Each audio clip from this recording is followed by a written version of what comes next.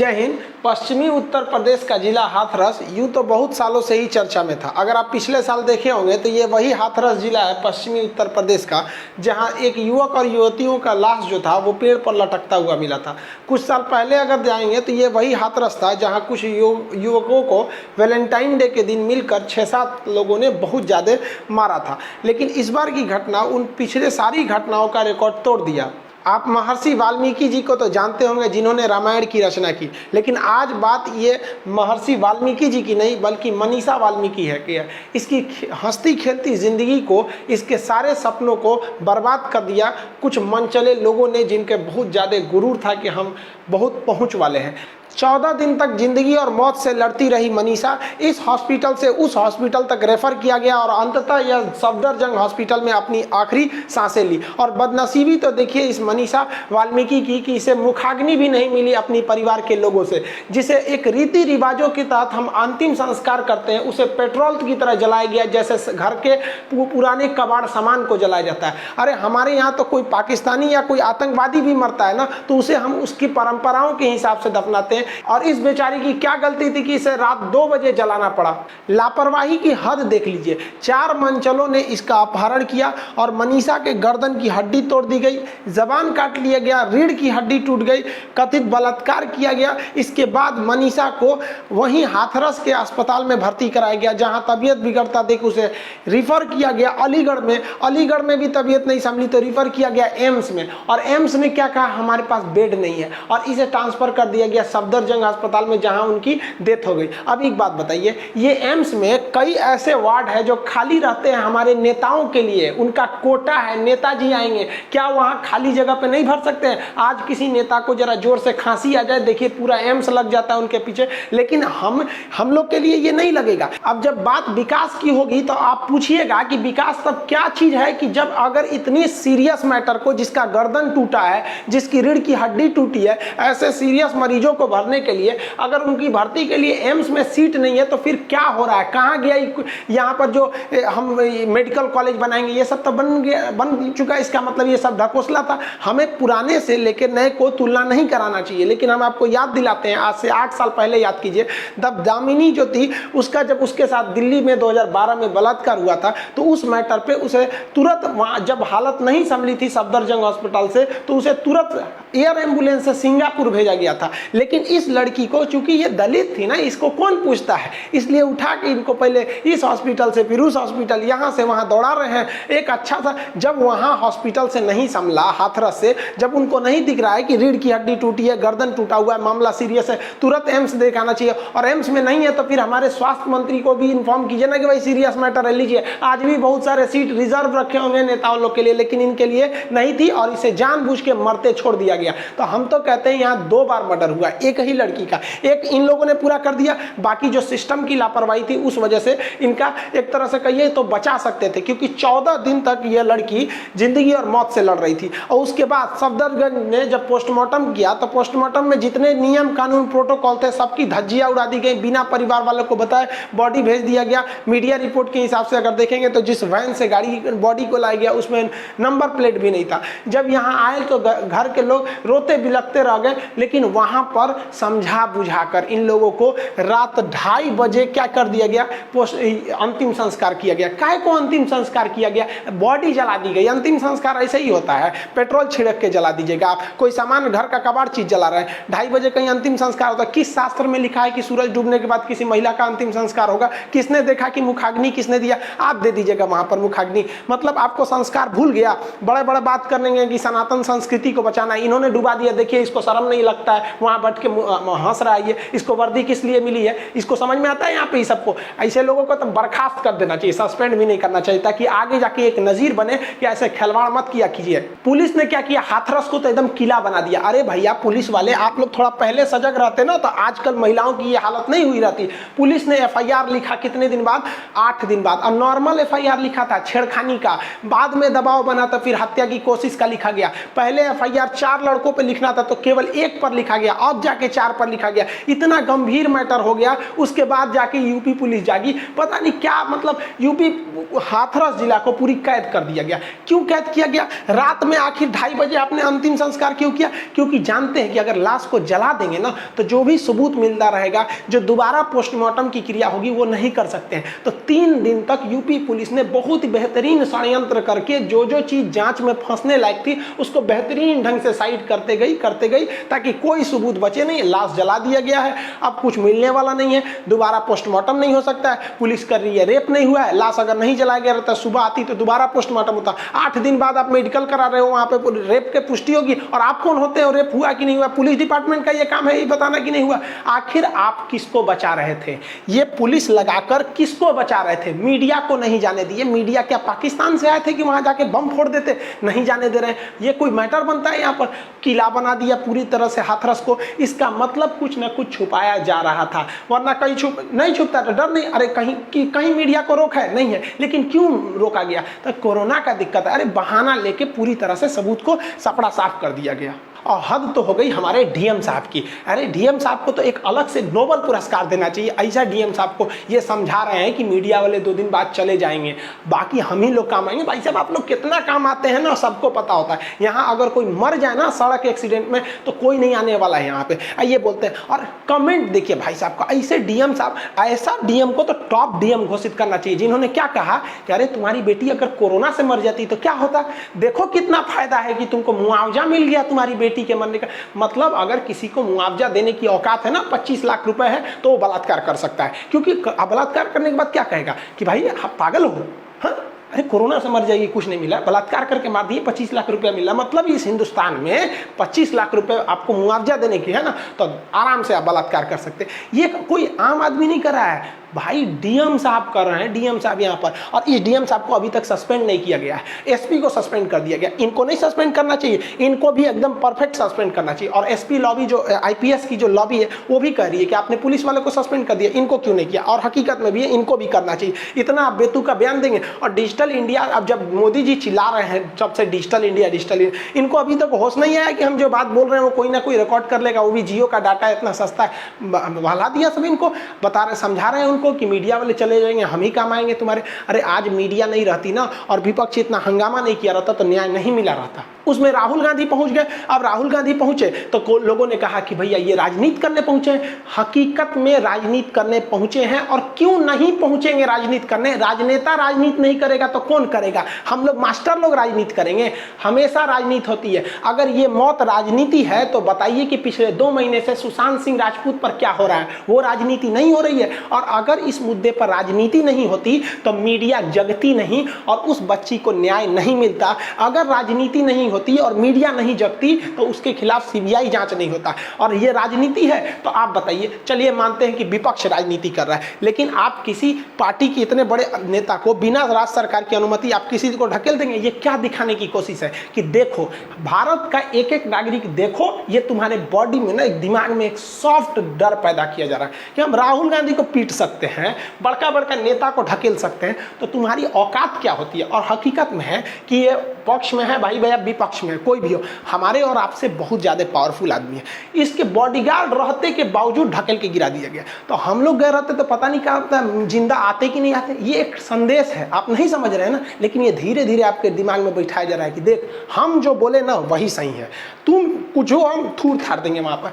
लेकिन अगर विपक्ष ये अगर राजनीति है तो बताइए, सुषमा स्वराज, उमा भारती जी, ये तो आप ही की पार्टी की है। अभी इनको कोरोना हुआ है, ऋषिकेश एम्स में एडमिट है, ऋषिकेश में वहाँ एडमिट है कोरोना। इन्होंने खुद ट्वीट करके किया कि अगर मैं स्वस्थ होती, मुझे कोरोना नहीं होता तो मैं भी सड़क पर आई रहती। दीदी जी आप उस बच्ची को बचाने के लिए सड़क पर आई रहती ना, तो देखिए ये क्या हाल हुआ है, देख रही हैं, लात जूता मार के आपको भी फेंक दिया रहता सब कहीं पे, कोई ठीक नहीं है यहाँ पर। तो ये तो बीजेपी की है ना, इसका मतलब ये भी राजनीति कर रही है, ये भी अपनी राजनीति चमका रही है। मतलब कुछ भी है भाई, वहां कौन जाएगा? आम आदमी तो नहीं ना जाएगा।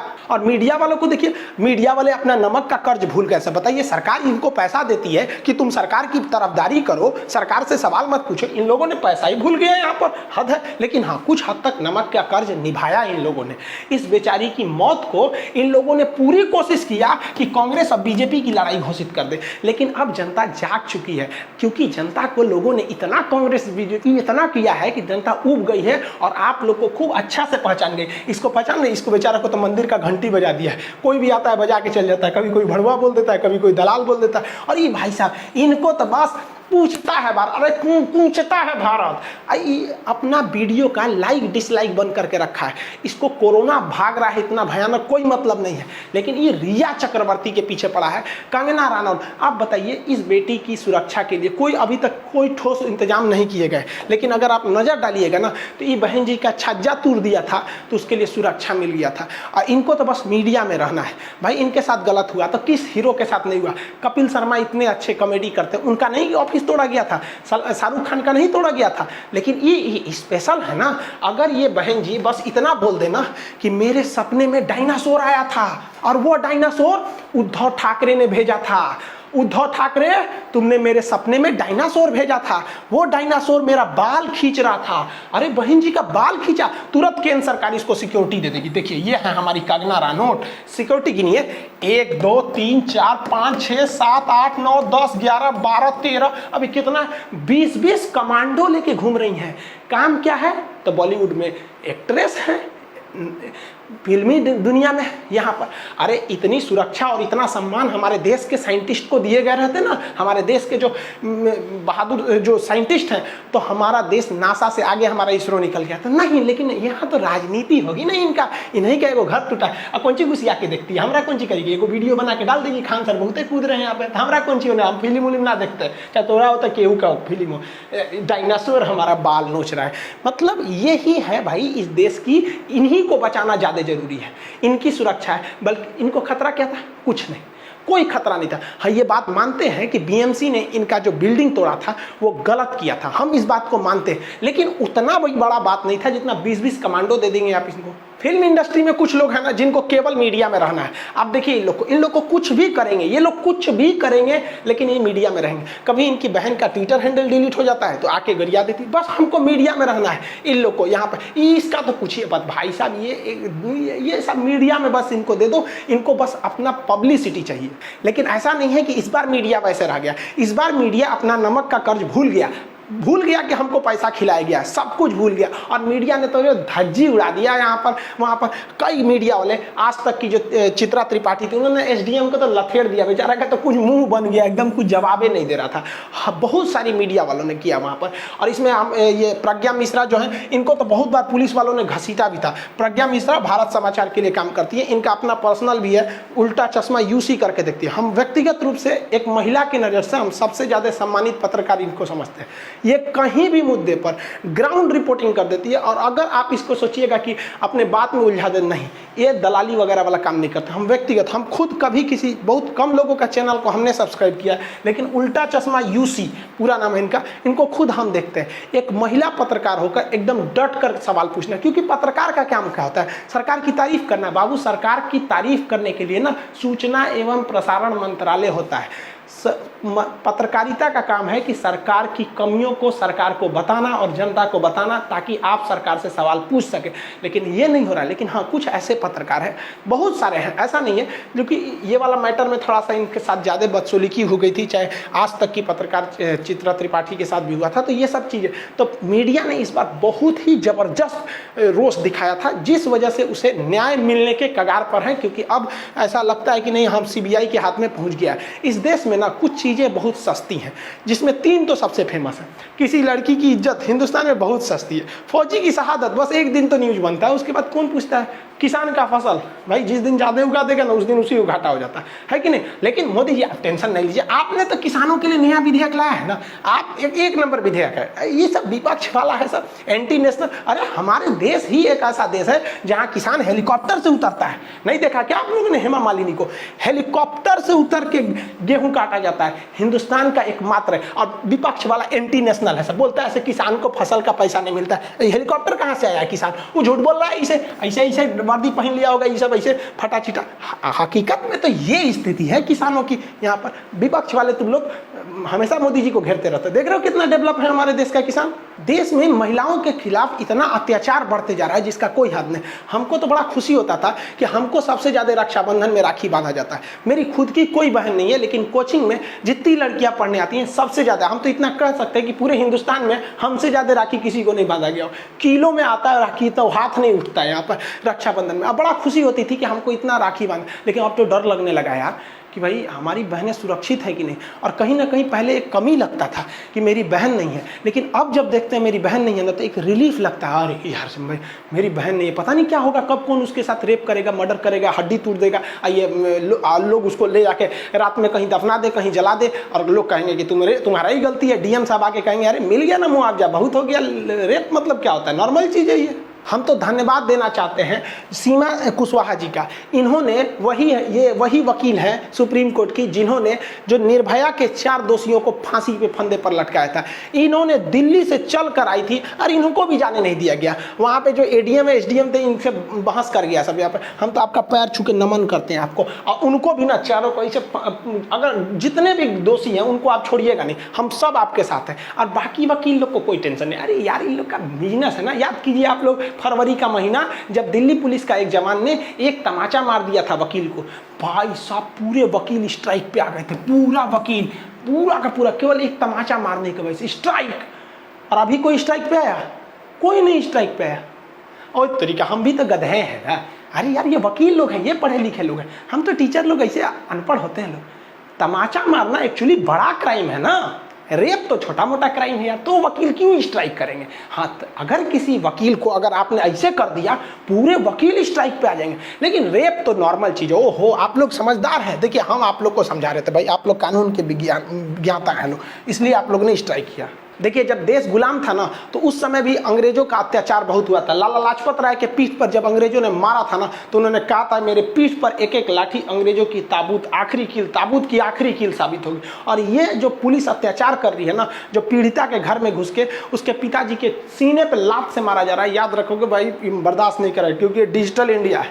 अब हर आदमी के हाथ में मोबाइल है, वो सब चीज़ देख रहा है। भले आप मीडिया को खरीद सकते हैं, लेकिन YouTube अभी भी स्वतंत्र है। आज़ादी से पहले अगर देखेंगे तो सबसे ज़्यादा दबदबा वकीलों का था, चाहे वो महात्मा गांधी हो, चाहे बाला साहब भीमराव अम्बेडकर हो, चाहे जवाहरलाल नेहरू हो, मोतीलाल नेहरू हो या सरदार पटेल हो। वकीलों का दबदबा था क्योंकि ये कानून के पढ़े लिखे थे। लेकिन अब ये 20वीं सदी आ गई, 21वीं सदी है, 2020 है। अब यहाँ पढ़े लिखे लोगों का वर्चस्व रहेगा। अब जानते हैं ये ज़माना यूट्यूब, ट्विटर, फेसबुक का है। आप ट्विटर पर आग लगा देगा सब, और गवर्नमेंट पर दबाव बनाने के लिए एकदम बेहतरीन ट्विटर है। और आप लोग छोड़िएगा मत, जो चैनल वाला उल्टा सीधा करता है डिसलाइक मारिए, ट्विटर पे तो आग लगा दीजिए कि हमें न्याय मिलना चाहिए। क्योंकि अगर आप दबे रहेंगे ना तो सब दबा के चल जाएगा सब। और यूपी में ऐसा कोई नॉर्मल मैटर थोड़ी है, ये हमेशा होता है। हम ये कोई यूपी है इसलिए हम इसलिए नहीं कर रहे। आप हैदराबाद में देखिए, वहां पर, लेकिन हैदराबाद वालों ने ठीक किया, ये हैदराबाद की पुलिस भून दिया, इन सबको गोलियां मार दिया। सबको पता है इनकाउंटर फर्जी है तो ठीक है, यहाँ पे भी तो सबको पता है गाड़ी कैसे उलट गई थी।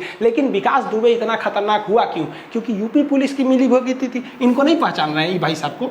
यहाँ पर इन्होंने ना इन्फॉर्मेशन दिया था इनको कि पुलिस जा रही है, तो जेसीबी लगा के कांड हो गया यहाँ पे। बाद में वो सस्पेंड हुए। जो भी हो, अगर पुलिस की मिली भगत नहीं होती तो पुलिस वाले शहीद नहीं हुए रहते। जब पुलिस का जवान मारा गया, धाए दे गाड़ी उलाट कर, लग रहा था जैसे कोई वेब सीरीज चल रहा है। सबको पता था कि अब विकास दुबे पकड़ा गया, पूरी इंडिया को पता था इनकाउंटर हो जाएगा। सुबह पता चला हो गया, एकदम वेब सीरीज की तरह इनकाउंटर हो रहा है। लेकिन यहाँ दलित की लड़की मरी है यार, कौन पूछता है दलित को यहाँ मरने के लिए होते हैं लोग, है कि नहीं? यहाँ पर मानसिकता होती जा रही है। यहाँ पर कड़ा से कड़ा क्राइम करना चाहिए, और जो अपराधी हैं इसमें उनको वही सजा देना चाहिए जो हैदराबाद में हुआ था और जो कानपुर में हुआ था। इससे नीचे तो कोई सजा ही नहीं बनी है उनके लिए। अरे उत्तर प्रदेश में हम क्या करेंगे ऐसे राम राज का जब सीता ही सुरक्षित नहीं रहेगी? अब याद करिए जरा सतयुग, जब सीता माँ को रावण ने अपहरण किया था ना, तो लंका में भी सीता जी सुरक्षित थी जो दुश्मन के यहाँ, और यहाँ हमारे अपने यहाँ सुरक्षित नहीं है। और वही सीता जी जब लंका से वनवास काट के आई अयोध्या में ना, तो यहाँ यूपी के लोगों ने चढ़ा दिया उनको अग्नि परीक्षा में। लो यहाँ पर मतलब देखिए कि रावण के अंदर इतना इंसानियत थी जितना हम आज मानव के अंदर नहीं है। वो राक्षस था। हम लोग को तो लगता है कि भैया वो राक्षस, अगर उसे कहिएगा तो अब हम लोग को तो किस श्रेणी में रखिएगा आज के मानव को। उत्तर प्रदेश जो है ना कुछ दिन में उत्तरी कोरिया से आगे निकल जाएगा। और ये क्या तुम किम जोंग समझते हैं? आपने कहा बहुत खतरनाक है, तुमसे खतरनाक हमारी की यूपी पुलिस है। देखते हैं हमारे यहाँ के डीएम साहब कितने खतरनाक है। लो यूपी पुलिस को देखते हो, रातों रात चिता जला देते। तुम्हारे यहाँ है इतना पावर, यूपी पुलिस से टक्कर ले लोगे? तुमको पीछे छोड़ दिया हमारे यूपी पुलिस को लोग। और ये कुछ एंटी नेशनल लोग कहते हैं कि उत्तर प्रदेश में विकास नहीं हुआ। अरे उत्तर प्रदेश उत्तरी कोरिया से आगे निकल गया, ये क्या बोलेगा यहाँ पर? इसकी हिम्मत है थोड़ा उत्तर प्रदेश में आ जाए? पता नहीं कब इसका मरा जाएगा यहाँ पर, इसको समझ में नहीं आता है। हालांकि यूपी पुलिस ने अभी फाइनली सीबीआई जांच की मांग की, सीबीआई जांच के लिए अप्रूवल दे दिया है। हालांकि पीड़िता का कहना है कि सीबीआई जांच जो अपनी रिपोर्ट है वो कोर्ट को सौंपे, ना कि सरकार को सौंपे। यानी उनका कहना है कि सीबीआई जांच हो लेकिन सुप्रीम कोर्ट की निगरानी में हो। लेकिन हमारा मानना है उनको ये हैदराबाद वाली सजा दो। अगर कोई जो अपराधी है ना उड़ा दो एकदम बढ़िया से। और नार्को टेस्ट की भी बात कही गई है। नार्को टेस्ट और पोलियोग्राफिक टेस्ट होता है जो आपके हार्ट बीट इत्यादि को पकड़ लेता है कि अगर आप झूठ बोलते हैं तो एक संभावना रहती है पोलियोग्राफिक टेस्ट में आपके पकड़े जाने की यहाँ पर। और मोदी जी को भी कहते हैं और योगी जी को भी। जो एनएसए है ना, यूपी का सबसे खतरनाक कानून, जो नेशनल सिक्योरिटी एक राष्ट्रीय सुरक्षा कानून रासुका है, ये इन लोगों पर क्यों नहीं लग जाता है? ओहो, डॉक्टरों पे अगर कोई थूक दिया तो सबसे खतरनाक कानून लगता है एनएसए। डॉक्टरों पे थूकना सरासर गलत है, उन पर लगना भी चाहिए एनएसए। लेकिन हमारा कहना है कि इन बलात्कारियों पे क्या एनएसए नहीं लगना चाहिए? और हमको ऐसा पता नहीं क्यों फील हो रहा है कि नहीं, थूकना ज्यादा बड़ा क्राइम है, बलात्कार ज्यादा बड़ा क्राइम नहीं है। क्योंकि अगर बलात्कार बड़ा क्राइम रहता, हड्डी तोड़ के सरेआम जीभ काट के मार देना बड़ा क्राइम रहता, तो सबसे बड़ा कानून रहता है एनएसए वगैरह, है कि नहीं है? समझ। और योगी जी आप टेंशन नहीं लिया। और एक और बात कहते हैं, हिंदुस्तान के लोग मुगलों की चमचागिरी करते हैं। आप कम करते पानी बोलता है सब, बताइए, ये तो मुगलों की भाषा है पानी। आप इसका नाम चेंज कर दीजिए, हम आपके साथ हैं। पानी नाम नहीं रहेगा अब इसका, अब इसका नाम हो जाएगा अखिल भारतीय राष्ट्रीय पेयजल पदार्थ। यहाँ पर ऐसे मुगलों की भाषा बोलता है, सभी सबको समझ में नहीं आता भारत की संस्कृति। कोई एंटी नेशनल बोल दिया पानी तो समझ में, अखिल भारतीय राष्ट्रीय पेयजल पदार्थ हो जाएगा इसका नाम। यहाँ पे एकदम एक नंबर बात करता है सभी सब। वो तो हम थैंक्स करते हैं इलाहाबाद हाई कोर्ट की लखनऊ बेंच ने, उसने स्वतः संज्ञान लेके यूपी को तो एकदम बढ़िया से लपेट लिया। उनके गृह सचिव को, डीएम, एसपी, जितने आला अधिकारी हैं सबको बुला लिया है कि आइए आप 12 तारीख को हम आपसे बढ़िया से निपटते हैं। और पीड़िता के परिवार को भी बुलाया है कि उनको दबाव में ना हो। अभी बढ़िया से कोर्ट ने एकदम बढ़िया से सुनवाई इनको अच्छा से किया। कोर्ट बेहतरीन होता अगर सीबीआई को कोर्ट अपने अधीन लेके जाँच करती कि भाई आपने जो रिपोर्ट किया, आप उसको जो जानकारियाँ है उसे आप हमारे पास सबमिट कीजिए। क्योंकि आप याद कीजिए कि सुप्रीम कोर्ट ने क्या कहा था, सीबीआई जो है पिंजड़े में बंद एक तोता की तरह, और हकीकत में भी है। वो गवर्नमेंट जो कहेगी, क्योंकि वो गवर्नमेंट के अधीन आता है, कोर्ट गवर्नमेंट के अधीन नहीं आती है। तो जो पीड़िता है उनके परिवार का भी जो मानना है कि हाँ सीबीआई जांच ने तो गवर्नमेंट ने अच्छा किया है और योगी जी ने भी बहुत बेहतरीन किया है। अगर योगी जी अगर इसको पहले ही कर देते तो इतना बवाल नहीं होता। क्योंकि कुछ लोग कह रहे हैं ये बवाल इसीलिए कराया गया है कि ताकि किसानों का ध्यान भटकाया जा सके। अब उन लोग का क्या कहना सही है वो गलत है ये नहीं पता है, लेकिन खुद उनको भी पता था कि भाई इतना बड़ा बवाल होता है, सीबीआई जांच सौंप दीजिए वहां पर और जल्दी से। क्योंकि एसआईटी को सौंपा गया, एसआईटी ने कुछ खास काम किया नहीं वहां पर जाने के बाद। और उटपटे जो बयान आने लगे कि मुआवजा ले लो, मार देंगे, ये करेंगे, अब फिर रेप नहीं हुआ, ये थोड़ा सा अटपटा बयान आने से ना थोड़ा सा निराशाजनक होती है। और कुछ लोग तो उनके भी समर्थन में आ गए जो मतलब अपराधी हैं, अभियुक्त है। भाई आपके समर्थन की क्या जरूरत है? पुलिस अपना जांच कर ही रही है, सीबीआई कर रही है। जो पीड़िता है उनको भी अपने उचित सुरक्षा मुहैया कराना चाहिए सरकार को। लेकिन देखिए कहीं ना कहीं पुलिस और सरकार केवल इनकी जिम्मेदारी नहीं है कि ये ऐसी घटनाओं को रोक सके। एक रेप करने को इसको सामाजिक की भी जिम्मेदारी है। समाज में भी एक संदेश, माँ बाप की भी जिम्मेदारी बनती है। अगर कोई लड़का ऐसा करता है तो उसको सख्त से सख्त कार्रवाई दे। माँ बाप देखते हैं कि उनका बेटा उल्टा सीधा करता है, लेकिन बोलते नहीं, अरे तुरंत डांटो उसको, वहीं पर तब समझ में आएगा। और गवर्नमेंट को भी इन रेप वालों के लिए खतरनाक नियम लगाना चाहिए कि जिनके परिवार का आदमी रेप कर दिया ना, साले को एनआरसी से बाहर कर दो, जा तुम यहाँ डिटेंशन सेंटर में रहना। यहाँ पे क्या वो ये खतरनाक नहीं है? यहाँ पर पूरे परिवार को जब आप सजा डालिएगा ना तो पूरा परिवार दबा के रखेगा, तब हर परिवार जगेगा कि रे तरीका रेप करेगा, हम लोग एनआरसी से बाहर चल जाएंगे। इसका सदुपयोग करना चाहिए। और जो सालों की संपत्ति है ना, पूरी संपत्ति लेके सरकारी कर देना चाहिए, वहाँ अनाथ आश्रम, हॉस्पिटल या फिर पीड़िता के परिवार को दे देना चाहिए, ताकि उनको समझ में आए। फिर एक सामूहिक जिम्मेदारी बने कि हाँ ये चीज़ है। और जो भी बलात्कारी है ना, इनके पूरे परिवार नाम का चौराहे पे एकदम पोस्टर लगवा दो, ससुरा के ये हैं फलाना के बेटा, इनके माता जी ये हैं, हैं जिन्होंने इतना संस्कार सिखाया, बाप ने इतना संस्कार सिखाया कि बेटा ने बलात्कार कर दिया। एकदम कैसे नेता सब उद्घाटन करता है तो शिलान्यास होता है, वैसे करा दो ताकि उनका खानदान जब तक रहे तब तक याद किया जाए कि इसी खानदान का एक हरामी था जिसने किसी का बलात्कार किया था। और पुलिस वालों की भी जिम्मेदारी बनती है। आप देखिए एक आम आदमी फौजियों की कितनी इज्जत करता है। अगर हमारे गांव में फौज आती है ना, एकदम आदमी सेफ महसूस करता है, अरे हमारी फौज आई है, गले लगाने का मन करता है फौजियों को, दिल से आदमी सैल्यूट करता है फौजियों को। लेकिन अगर घर पे पुलिस आ जाती है सब लोग अजीब बेइज्जती महसूस होने लगते हैं। अरे आपके ऑर्डर्स हैं, मानते हैं यहाँ पर, लेकिन इंसानियत भी तो रहती है यहाँ पर, क्योंकि जो आपका ऑर्डर दे रहा है वो भी तो आपका सीनियर ही है, वो भी तो पुलिस है। इसका मतलब कि आप न्याय और अन्याय में फर्क भूल जाएंगे। आपका अगर सीनियर कहने लगा कि किसी का रेप कर दो तो मतलब आपका आदेश है तो आप रेप कर दीजिएगा, ऐसा थोड़ी होता है यहाँ पर। आपका सीनियर जो है आप उनके पे भी दबाव बनाएंगे तो उसको भी समझ में आएगा। क्यों अंग्रेजों ने जब मजदूरों पे गोली चलाने के लिए कहा था तो अंग्रेज में जो भारतीय सैनिक थे नहीं चलाए थे। आप रूस की क्रांति सुनिए, जब रूस का जाट ने जब गोली चलाने का आदेश दिया था तो रूस की सेना ने गोली चलाने से मना कर दिया था। तो उस वक्त भी यूपी पुलिस रहती तो चला दी रहते। हमारा सीनियर बोल रहा है ना साहब चंगा सी जला दो, 2 बजे रात में हटाओ, क्या मतलब है, ऊपर से आदेश है, ऊपर से आदेश है, सोच रहे हम बाबूजी को जला देंगे, हमारा नौकरी का सवाल है। आई होप आप इस सब चीज़ों को समझ गए होंगे। इसमें राजनीति क्या हो रही है, इसमें राजनीति क्या है। देखिए अगर इसमें राजनीति नहीं होती ना तो आपको भी पता है कि इसमें न्याय नहीं मिलता। क्यों नहीं मिलता? क्योंकि एनसीआरबी का खुद का डाटा है कि हर दिन लगभग 87 रेप होते हैं। कौन से रेप पे सीबीआई जांच बैठती है?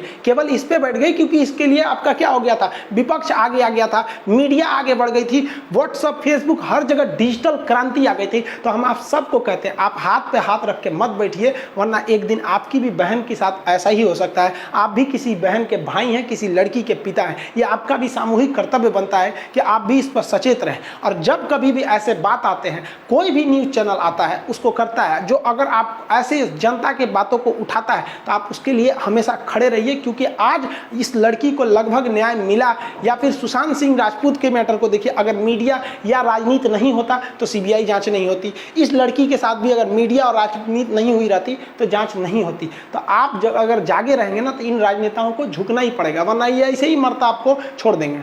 आई होप आप इसको समझ गए होंगे। इधर कुछ दिन से मेरी तबीयत ठीक नहीं थी, इसलिए इस वीडियो को आने में लेट हो गया, गला थोड़ा बजा हुआ था, इस वजह से वीडियो लेट हो गया। आई होप आप इसको समझे होंगे। मिलेंगे नेक्स्ट क्लास में।